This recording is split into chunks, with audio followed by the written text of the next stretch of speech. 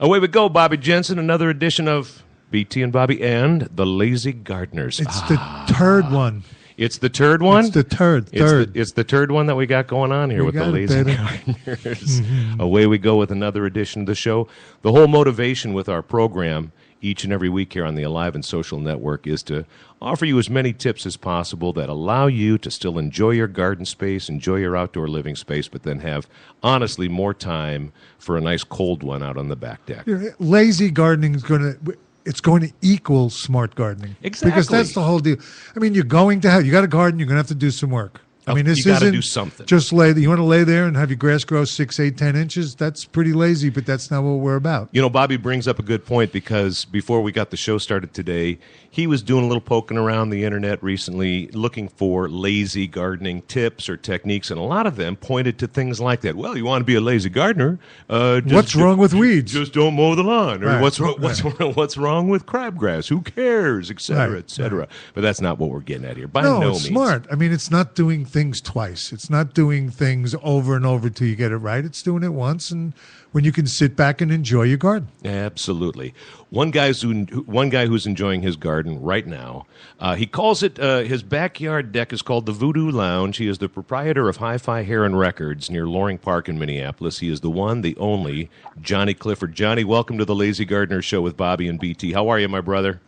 I'm great. Thank you for having me, guys. Oh, thanks for being here. Good to have you join in. It's a spectacular day outside right now. So are you out on the back deck, on the Voodoo Lounge deck right now, my friend? Yeah, getting rained on from helicopters. What? Well, that's not good. It's probably mosquito We've spray. Got a big maple tree in our... those helicopters. All right, never mind. There's dropping helicopters like you wouldn't believe. I was talking to LT last night, and she was commenting on the helicopters falling and swirling, and I said, wow, I haven't noticed as many in our backyard, because we got that big silver maple back there. And she goes, hey, buddy, B, head on out there and look at the tree.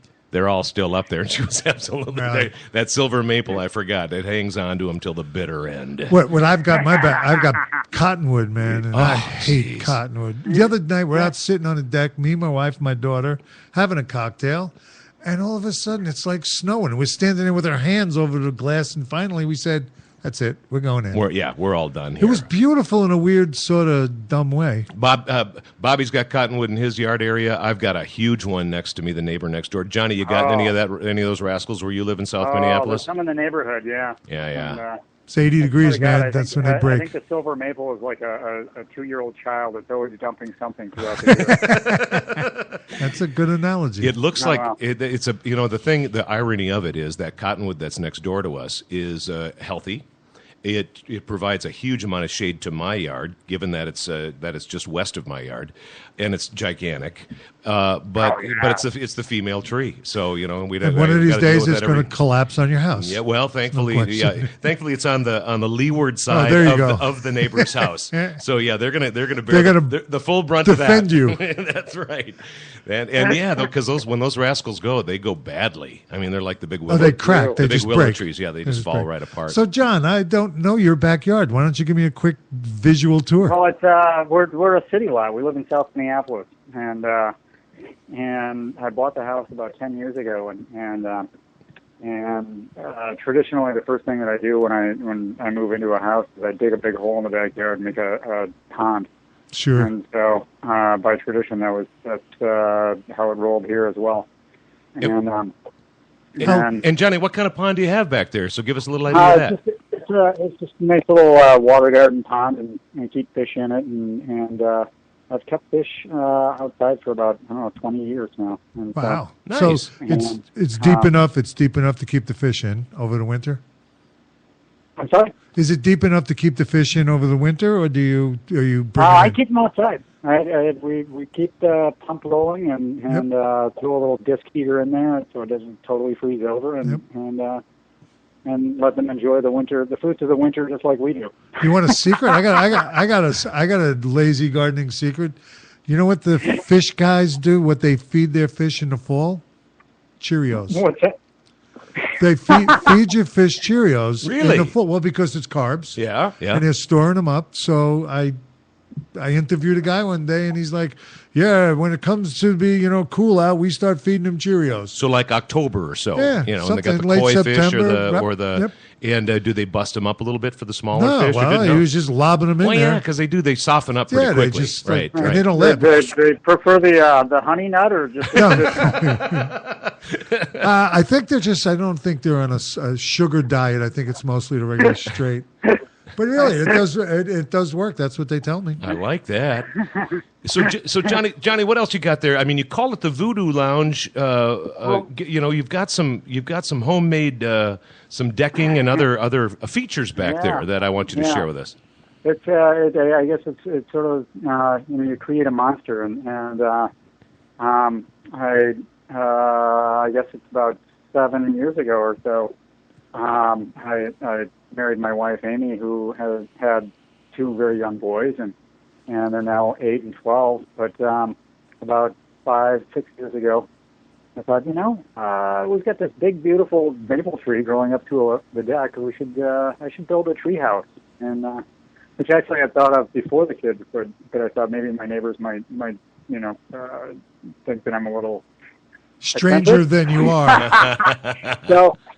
So we built. I built a platform treehouse, up around the tree and above our deck. So we had basically a 2-level deck, and we had that for a year. And then, of course, the kids, they come to me and they say, "Well, so when are you going to build a roof on our treehouse?"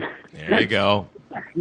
So then you build a house, on the platform. And so I built a house on the platform and then I guess it was probably about 3 years ago, I came across an old spiral staircase that some guy had sitting in his front lawn, like he was going to throw it away, and I pulled up and offered him $100, and not realizing incredibly, how heavy it really was. But I like spiral staircases. I managed to get it home, and once I got it home, I couldn't figure out, how I was going to use it, and so the only thing I could come up with was building a bow on the front of the treehouse and turning it into a pirate ship. Nice. There you go. So I built a bow on the front, and it now kind of, has that sort of, boat front, and the spiral staircase comes up, through the bow on the front. There's a true lazy gardening technique right there when you mentioned the spiral staircase. No, truly, repurposing something. Repurposing everything. Repurposing everything to use it for another purpose, another need, and there you go. You did it right there. I really like. Well, I'm a tremendous scavenger, and I have to say, the majority of what I've used, in the treehouse and things like that is repurposed wood and repurposed items that they just kind of all seem to fit. And once that was done, it only made sense that I build, a bar beneath the treehouse. So, of course. So we have the adults on the main floor of the deck and the kids upstairs in the treehouse, and so so below deck is the Voodoo Lounge. I really like city backyards. Well, yeah, because when you get out of the city and you've got the space and you got to bring it in, you know what I mean? You got to design so you're closer. If you got half an acre in the backyard, you don't want to plant and mow and do that. So you bring it closer. In a city backyard, it's got the bones already, man. You got the side, you got the back, you got stuff to work with, and I really think it's so much fun to do like the stuff you're doing to make it a great place to hang out. Yeah, we've got a fantastic neighborhood, and we're all of our neighbors, we're all good friends, and we hang out. We have. Well, you don't want to hang out at the Voodoo Lounge, would it? Football on the deck, and so we originally had an alley bar that was on wheels, and we'd run it up and down the alley, but after a while, that kind of that became too unlazy for us. So, it's far better to just build a bar on the deck and we don't have to haul the bar all around. I like that. It became too unlazy. It took too much work. Did people Did they throw water balloons at you and stuff when you went by? Shoot you and, with here, you just make the most of a small space and So one side of our yard is the deck and the Voodoo Lounge and the treehouse, and the other side is our gardens and the water garden. And you can sit up there and on a deck and watch it, or you can be up in the treehouse and look at it. Johnny, do you got a lot of easy maintenance plants in the yard then? Things that really don't require a lot of work, and it gives you more time to have a cold hams in the Voodoo Lounge? Well, I think I went through a lot of years of buying things and killing things, and after a while, it kind of comes down to how much time do I really want to spend, replanting and planting and trying to choose this and that. And so, I do a lot of hostas, I do a lot of various dailies. Stuff that grows, stuff that lives, no question. Yeah, stuff that works, and it doesn't require a tremendous amount of work, but it requires just enough that you keep your hands dirty and you get out there. I do a lot of gardening at night. I don't like to do it in the daytime. And so in the summertime, I'll go out after the sun has gone down in the evening and garden at night, and that way you only see shapes. You don't really see all the stuff that drives you crazy. You just see shape. That's really an excellent idea. So I, weed the garden, have a beer, and I only see shape, and it actually is kind of a nice way to garden. You don't get the hot sun, and But the shapes, I think, are the key, because what a lot of people don't realize is that the shape of the plant, the leaf of the plant, the way it looks and the way it fits in the garden is really the beauty behind it. It's not just flower, flower, flower. I mean, you got to take a look at, how it fits in, what its shape, what it's looking like, how it connects to its neighbor. I mean, that's I've never done that, but I think I'm going to be spending some nighttime gardening. Big question. Do you wear clothes? From my occupation and hairdressing, you just see the shape, and so. I don't know if you heard. I don't know if you heard Bobby's rejoinder there, because you started talking, Johnny. But he's curious. I mean, do you wear clothes? Yeah, is it naked gardening, or what is it? Naked gardening? Yes. Well, yeah. Oh, well, why wouldn't you? Well, there would be sometimes I wouldn't, but good answer, Johnny. On the whole, good answer. I see no point at all in being clothed while you're gardening. Right. Why get your clothes dirty? Exactly. And get it in before the mosquito season kicks in. Yeah. You got to be. When mosquito season really hits hard, later in June, then you at least put on a mesh thong or something. But, okay. Are you saying a little deet on your ding dong? Johnny, it's entertaining. Amy kind of coined the phrase of night gardening, because I'd sit outside on the deck and have a beer, and she'd come outside and she'd see me sitting there just kind of doing the blank stare kind of thing into the garden, and she looked at me and she's like, "Oh, what are you planning? You're planning something. You're going to build something. You're going to create, And, yeah, but that's what it's all about. I mean, you have very successful business. That's what you do to relieve yourself, to get out there and rejuvenate, and that's what I think the main purpose. Gardening shouldn't be a job; it should be, what is it? Avocation. It should be something you just do. It should be fun. I'm exactly. Not that I know what your backlot looks like, because you really haven't invited me there yet or anything. Well, we'll make it there. You think? We'll make a Voodoo Lounge appearance. I think that's in our near future here. It sounds that way. I think before the mosquitoes come out. That's right. I'm guessing it's going to show really well in radio too. Yeah, it does. It does. Yeah. We're painting a good visual picture here with the podcast, including your style of gardening there, Johnny. All right. Your sartorial lack of splendor there. That's right. I use flagstone for beds, and I don't know. My style of gardening would be aside from the nakedness, Stoner's Paradise. How's that? There you Stoner go. Paradise. I'm definitely coming now. Yeah, all right. We're definitely hanging with Johnny Clifford. Johnny, we got a boogie for now. Thanks for hanging with us on the show, man. We'll talk to you soon, John. John. I so appreciate it. You guys have a fantastic day. I hope you get outside, man. Oh, we will right after this. Indeed. Johnny, thanks again, brother. Be lazy and be happy. Indeed. We'll catch up with you later, my friend. All right. Thanks so much, guys. You too, my friend. Johnny Clifford, the proprietor of Hi-Fi Heron Records near Loring Park in Minneapolis. Just look for the leopard awning when you're coming off Hennepin Avenue or coming off the freeway there. good guy and it a is. really awesome shop too. Yeah, really awesome shop. Speaking of mosquitoes, there are a lot of plants you can plant. Lemon balm. Well, lemongrass too. Lemongrass is big. You plant it Mm-hmm. around, keeps the mosquitoes away. So there's, you don't always have to be deeting yourself to death. Deeting your ding-dong, Bobby. Right. But you know what I mean? Yeah, Seriously, absolutely. there's a lot of different plants. I mean, there are citronella plants. I mean, they're actually the gene spliced, the citronella spliced into the a regular, not a geranium, but a Martha Washington type geranium, not the other type.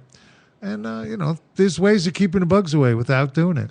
I go to this site on the internet every now and again. They've always got great ideas. WhenPigsFly.com. Oh, yeah. And I saw something there the other day, given what we were talking to Jonny about and lazy gardening when it comes to things in your garden or just other stuff that's repurposed. And he with his spiral staircase. At the Voodoo Lounge or whatever you've got for your backyard or in the house lounge, save the wine bottles, especially ones that are really decorative. And you can put some of those glass pebbles in the bottom of it. Yep. And then get yourself some nice, thick lantern wicking, all right? And then you go to the hardware area and you get a washer. You get some washers that will be large enough in their exterior diameter to cover the hole, to cover the opening of the bottle. The opening of the wine bottle. And then small enough in the interior diameter where the hole is that when you pass that wick through, it's a sealed system, okay? So that no air can leak in it. And you pull the wick through, and so you get a pretty good length of that wick, maybe, 12 inches, 15 inches. And then you leave about half an inch of that wick out the top. You see where I'm going with this. You drop that wick into the bottle. You've got the decorative glass beads in the bottom of the bottle. It means less citronella that you're going to pour in with a funnel. It wicks up. And it wicks up. That's what a wick does. And then you've got that sealed top. All you're going to do is take that wick, shove it in. The long part of the wick is going to shove in. That washer is just going to sit on top of the opening of the bottle, and it's going to seal the top there. You're going to light that wick once the citronella makes its way up the wick.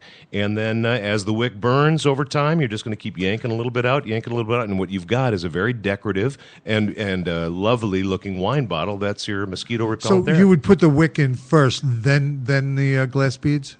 You would put the glass beads in first, and then the wick. You could do it either way because you're going to fill it up so enough that if the wick is even spiraling around on the top of the glass I would beads, put the wick in first and then pour the beads. You could do that too. So you can pull the wick through the beads at all times. Yep. But you're just going to put some glass beads really in the bottom for not a whole lot of them is what I'm getting at. It's going to weight it down and give it a little extra texture and color too. So it's more to weight down the bottom of that bottle so that it doesn't tip as easily. Also. I see a theme coming up here. So speaking of the wine theme, okay, I've got two for wine that I've used. One is you fill the bottle, your used wine bottle. Okay. Used, empty, and you fill it up with water, and then you take it and quickly just stuff it into the ground around your plants or around the pot that you're going away for the weekend or something like that. And then capillary action, it draws it only as fast as it needs it. Only as it needs it, right. So you can do that around your plants. You can put that in your garden, and that's the way you water your garden. One, you get that neck down there 6-8 inches, so the water is down by the root system where it is. Nice. And it's a really easy way, simple way, a lazy way of watering your garden. Especially, like you said, if you're going to take off, you're leaving for a week, and you've got some plants that are a little more water sensitive. You got some containers. Yep, containers or pots stick or whatever the case may be. I mean, the only problem is if you stick a lot of bottles, your neighbors know that you've been drinking wine like it's going out of style. Nothing wrong with that, though. And then one other thing that I did see one time when I was on a tour, someone stuck the wine, but they actually cut them, I believe, and made edging out of it. One after the other with the the bottom up, and all the different colors, and they made them kind of like you see those pieces of log that go up and down. So it wasn't all the same height; it was up and down. But I like that there's different colors and stuff. A lot of nice different colors. So they're, we try to give you uses for things that you might have laying around the house, like extra wine bottles. Extra wine bottles. And I like the idea, too, that with some of these, you've got a special remembrance of that bottle, or it's a wine that you like, and that if you can leave the label on there, for X amount of time. Well, you could it's just nice, shellac it if or you do wanted something to like leave that. it on. Yeah, like with the citronella mosquito candles and torches or whatever. Right, yeah, when the sun hits it, when different times of the day, it looks different. It's over the time that we do the show, we'll be telling you what to do with your beer cans and rye bottles and wine bottles, and we'll help you repurpose them. We'll repurpose every darn thing in your life. Exactly. Yeah, okay. Well, it sounds like Johnny's got a cool thing going on there, and I'm glad, for his perspective, because he's a busy guy. He's a busy guy. He's a real man of the community too. He gets out and does a lot of good stuff, especially in the rock and roll community and the public service in that regard. And so you do need to have less of that maintenance time, more of that time where you can hang with your friends, people in the community in your backyard, the Voodoo Lounge in his case or whatever. You still want to get dirty. He wants to get gardening at night. Into the garden. Yeah, you're darn right. And like Bobby said at the beginning of the show, you are going to have to do some work, but if we can minimize it for you and open up that time for you in your life because you don't have a whole lot, that's what the idea is. It shouldn't be drudgery. It shouldn't be, I got to go out in the garden. Yeah, exactly. You should be able to make it so that you're enjoying it. Right, you're enjoying it. It's not, that's why I don't get lawns. I just don't get them. I mean, Saturday I'm going to be mowing for 3 hours. Mm-hmm. I don't get that at all. I mean, it's just not, one, the most expensive thing you can do is lawns. It's the most time consuming. I just, get rid of your lawns, do stuff. We keep minimizing it. Everything we do, and for Lori and I at our house, we still haven't done much in the front yard. You've seen our landscape backyard, and we actually did some things in our front yard, but we had road construction come through. Right, they ripped it up, and they took out my favorite maple tree in the front yard, which was a shame. They wouldn't have had to take that rascal out were it not for the fact that, and here's maybe a lazy gardening thing that I'll bring up to you right now. Make sure you double check with your city before you put a tree in. Obviously, you got to call the 1-800. The 1-800, the line, so you're not going into the gas lines. 811. But check them all, because what happened here is back in the day, someone planted this maple tree on top of the water cutoff that comes from the city line underneath the street to my house. And quite literally, Bob, the tree was on top of the cutoff. So they just wiped it. And they had to take the tree out for that reason. If it had been planted 5 feet in the other direction. 3, 4 feet, 5 feet in either direction, it would have been perfect, because it was, like I said, it was my favorite tree. Beautiful tree. That maple tree was just beautiful. So we lost that one, but the only thing that we're looking to save lawn-wise in the front yard is a space, a rectangle big enough to do two things: play a little croquet, and then we like to do the outdoor movies. We got one of those projectors, those LED projectors. And some years ago, I bought a nice screen that we put up on some posts, an actual movie screen, and not a sheet. It's a really good screen, so it really has the nice luminescence when the image hits it. And so we just want enough place to spread out the blankets there and watch some movies, have a bottle of wine or two, and set up some torches to keep the skeeters away, and that's all the lawn. Watch the movie. That's all the lawn I need, man. So I'm with you. I read something in one of my architectural magazines, I think, at one time. The square foot that you really only need for a lawn is about 600 to 800 square feet. That's it. Yeah. I mean, when you think about 20 that, by 30. 20 by 40, Yeah. 20 by 30. Yeah. You can lay around, you can walk around. I mean, if you got kids, okay, maybe a little bit more, 2 or 3 times that, in the beginning. Toss the ball around, all that kind but of stuff. as you lose children, or they grow up, you don't really lose them. As they grow up and move on, sorry, Bob, kids. For some people, if you're lucky, then they're just, they're gone then. None of my kids are listening to this now. They're all older. But, I mean, that's like, you don't need, so, we always say this, and this will be a repeating thing all through our shows. The United States is lawn conscious. Yep. That's it. We do lawns. Yep. How it started, Mr. Scott, I don't know Well, who I think it started came over with given that England was the ruling power, and I think a lot of that influence of the English manner came over too. That there were big stretches because they had lawn then. And they had big stretches of grass and all of that, but that wasn't the common folks. No, the common folks have gardens. Nothing. They had gardens. They have gardens. Exactly. They had English garden is nothing but flowers, flowers, flowers. That's man. right. That's right. And stones, like Johnny was talking about, flagstones and other things like that. But I think that's where the influence came from. Probably it seems to from me, looking at that's what the nobility had. So we therefore, now that I've too. got room. Yep. I can do that. Yep, I want to do that too. Yeah. It's too bad. Yeah, too much of that. And the monoculture aspect of it That's too. horrible. Is not horrible. good for not good for us, everybody. not good for the everybody. earth. Any of that. So a little bit of lawn, like you said, 20 by 30, 20 by 40, if you can reduce it to 600 that, square feet, and then plant on the fringe of that and around that with things that are going to be low maintenance and just less time consuming for you. The hostas, the lemongrass, right, or any number of things. I'll be saying this a lot too. There's a lot more stuff out there than hostas. Oh God, yeah. I mean, everybody loves hostas. We'll put hostas in. hostas It's shady. in, yeah. Sure, it's easy, but of the easy palette, which we'll talk about in the future and talk about it many times, there's so many other plants, so many other choices that you can have that'll flower more, they'll do more than just hostas. And I'm not knocking hostas, but every once in a while I decide I don't like something, and you're on a little bit of I'm hosta an jag anti-hosta this year. just for right now. Yeah. Just for a while. Yep. A lot of options out there. Oh, this is amazing, and we'll go over it. In the future, we'll do a show on different shade plants that you can do, and with low maintenance shade plants, because the key to everything we're going to do is low maintenance. Well, and let's put this out there as a reminder. A lot of people think that hostas are exclusively shade plants. No, they're not. They're sun hostas. They're sun hostas, right? Yeah. So, remember that if you're planting things out there and you want to add some and everybody some of that thinks to it. it's the variegated one, too. Right, yeah. And there's another thing, too, that I want to bring up here in the midst of the, as you said, the anti-hosta thing, too, is that, but, it's a good point to remember is that when it comes to the flowering part of those bad boys, it's only later in the season that you're going to get the flowers off them. And some have fragrance and some don't. But what you want to do is remember that you got to get some of those plants in there. Some of those tulips that you get in that are and plant them in staggered blooming times so that you get a little more of that spring color in your landscape and in your garden. And those things are going to be low maintenance as well. I mean, all you're going to do is just let them grow every year. You're going to get in there every now and again and split those things and spread them out a little bit, give them to some friends or whatever. It's even better go flat out like tulips. Just put daffodils. Or do daffodils. Yeah. They spread like crazy. Yeah, there you go. Yep. Deer don't like them, and they spread where a tulip, after a couple of years, you got to do work. You got to cut it apart. You got to spread it. You're right. And you're really not going to get tulip goes down about 50% in color every year. Every year, yeah. Only because there's Dutchmen are taking them apart and taking the bulblets and regrowing them. Mm-hmm. So other choices would be daffodils, man, spread beautiful, or lilies of the valley. They're gonna especially if you want them to spread. Yeah. But you said something which I think people have to realize.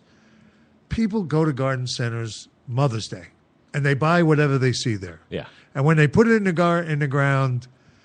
Great for another 6 weeks, 3 weeks, but the rest of the year. So whenever you're doing perennials, it should be more like a motion picture. Yeah. Some are growing, some are dying, some are coming in, some are low, some are tall, and that's the beauty of doing perennials. You can orchestrate your visual throughout the whole garden, throughout the whole season, like you said. And like you said, I love the movie analogy. You can create a narrative there that has a beginning, that has a first act, a second act, and a third act. And you got repetition. You got some here, some there. Mm-hmm. You can, one of the secrets that we do as designers is we move you around visually through your garden without you even. That's the beauty. Without you knowing it. Yep. If you're good, you should be able to make my eye go through wherever and to what I want you to see and away from what I want you to see. Nice, yeah. And it's just a matter of using the colors. Yeah, absolutely. Yeah, and the shapes, like we were talking with Jonny shapes, about too. That was a really good thing that Jonny said with shapes, especially. Think about looking at it at night sometime and about just seeing the shapes.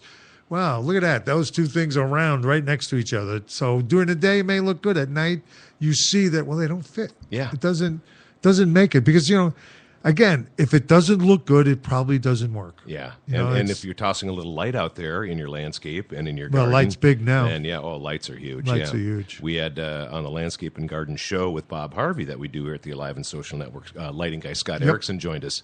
And, he really brought up some interesting things about light and just reinforcing the fact that you don't need a whole lot of light out there to really drive home the drama and the textures. You're painting, you're accenting with light. You're not... You want to light up your backyard, go put up telephone poles with big lights. Make it look like the hockey rink in wintertime. Then exactly. You can do that. But that's not what you're going for. No. You're going for, accenting it, showing up stuff. Absolutely. I know on your notes over there, Bobby Jensen, you've got a few other lazy ideas for us to cover here on the show today. Well, it's getting near the time where insects are going to start to come out. Your garden's in. It's warming up. Aphids are going to start. So what's the best way that I think to take care of that problem? The best way to take care of that problem is introducing beneficial insects to your garden. It's like, ladybugs, lacewings, parasitic mini wasps, things like that. And the crazy part about them is it's the little tiny flowers that they like. When you do things like caraway, coriander, Queen Anne's lace, which you see in every ditch out in the country. It's one of the most beautiful flowers. Love it. It's a flat, white, big, beautiful flower. Those are the kind of flowers that they really attract those kind of insects. And all you got to do is introduce them into your yard. Once they find them, they will stay there. So which that means is, first you need a couple of aphids so that they got something to eat. Yeah. But they will police your yard and they will keep you aphid free. I mean, I read, ladybugs, 400 or 500 aphids each a week. Wow. That wipes out a lot of the products. So you don't have to spray. Yeah. You just got to be diligent to take a walk in your garden, take a look at around, things, and make sure it's going on. But, yarrow, dill, butterfly weed, veronica, alyssum. There's so many plants. These are the ones that attract the good guys, is what you're saying. They attract the good guys. Bring in the good guys. So interspace them throughout your garden. I know people that plant alyssum in their vegetable garden. Sure. So that they bring the bugs in to eat the aphids that show up on their plants. Makes perfect sense. And a lot of the parasitic wasps will take care of caterpillars. They'll either lay their egg on the caterpillar or they lay their egg on the caterpillar's egg. So you're wiping out caterpillars at the same time, hopefully not monarchs. No. But you've got these things to protection out there that's free. That all it takes. And here's a big ladybug secret. Tootsie Rolls. What do you mean? They love Tootsie Rolls. So you just lay one... break a couple of Tootsies and throw them around and then keep those ladybugs around. It'll attract them and it'll keep them around. Yeah. So if you go to your garden store and you buy one of those mesh bags of ladybugs...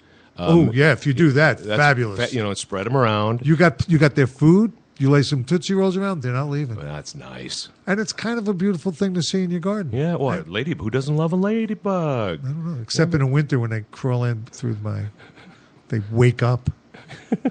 You're in the house. With the ones that are There squirreled away. are a different one. There are a different one too. The Asian ones. The Asian. I hate Asian those. beetles. Nobody likes those. They bite the little buggers. Yes, they do. But I am fascinated by it. I'm always pleased when it's a regular ladybug that's just sort of made its way into the house, finds a little squirreled away spot, and in the December, January time, wakes up. Suddenly say, "Oh, so cute! Look at there! I can't do anything to help you." Whack! Oh no, no, not that one. No, I can't do anything to help you, but it sure is good to see you. But it is a good little tip. I mean, it's ladybugs really almost have the wrong name. They're voracious. Yeah. They are voracious eaters of aphids, mites, just so many of the pests in the garden. So simple way out. You don't want to spray? Nobody's big on spraying. I'm not a big spray guy. Do it. Introduce these bugs to your garden. Oh, and that's I think that's the direction that a lot of folks are going. They want to spray less. And on the lazy gardening side of things, obviously, we don't want you to do any of that at all. We want you to let you have an opportunity to let the critters do the work. Let nature take its course. Let the critters and natures do it. Bobby, before we close out today, we were on kind of a watering thing there with the upside down wine bottle. Do we got any other watering ideas that we want to bring out here? Well, another thing to do is. Take a paper towel and roll it really, really tight. Okay. Stick the end, wet it. Stick one end in your pot. Stick the other end in a jug of water. And capillary action again will take care of, it'll act like a wick. Okay, got it. You can use, I've seen people use, God, I don't even know if they exist anymore. Old-fashioned clothesline. Oh, sure. Not the new one, but the one that was cottony. When it was cotton, yeah. You can use that. That'll work. But the idea is to wet it first. Yeah. Soak it. Yeah. Stick one end in a pot. Stick one end in the soil, right in the soil. And again, first water your plant so it's wet. Yeah. And the capillary action will do. And then there's other things. I mean, if you want to grow tomatoes, and you take a 55-gallon or a 30-gallon garbage can, drill some holes in the bottom of it, fill it up with compost. Put it in the ground, leave about about a third of it up. Okay. Fill it up with water, plant your tomatoes around the outside. It'll not only feed your tomatoes, it'll water your tomatoes at the same time. I like that. There's so many easy ways. of not going out there with probably the worst thing to do is to go out there with a hose. Yeah. You don't want to wet the leaves on anything. No. If you got flowers, you don't want to beat the flowers off with the hose. You want to water the ground. So, I mean, there are many ways of doing that the easiest way possible. I got one more to go. Go before for we it, have Babe. It involves diapers. It involves the diapers. Sure, the gel in the diapers. Yep, especially in the bottom of those containers, anything. In those coconut containers, Yep. When you've got those hanging pots, you line the bottom with a diaper or two crossed over. Yep. And then you get your soil in there, and then you wet everything. And then you get your plants in there, and that diaper on the bottom there is going to hold on to a whole lot of that moisture far longer than just. Well, it holds it and then it releases it. And it releases capillary action. Yep. The capillary it releases action. it as necessary. Yep. I mean, you can go to the store and buy that. You can buy the granules for a ridiculous amount of money. Diapers. Or you can find a pregnant person. Or it just might embarrass you a little bit, or perhaps not. But, don't worry if they give you a little look when you're heading up to the counter at the drugstore. If you're buying the really big ones? Getting the big adult ones. Don't let it bother you. Don't let the looks bother you. No, but tell you what, take one of them, put it in the bottom of a big pot you got in front of your house, and you'll be watering a lot less. Yep, it's going to save you a lot of time. That little mulch on top, you're done. Gives you more time for that cold hams beer in the Voodoo Lounge, that bottle of wine on Bobby's back deck, or perhaps a nice little scotch in the landscape at BT's house. We hope you've got a nice beverage in hand as you do lazy gardening all season long. It's BT and Bobby. And it's the Lazy Gardeners on the Alive and Social Network. We will catch up with you next week.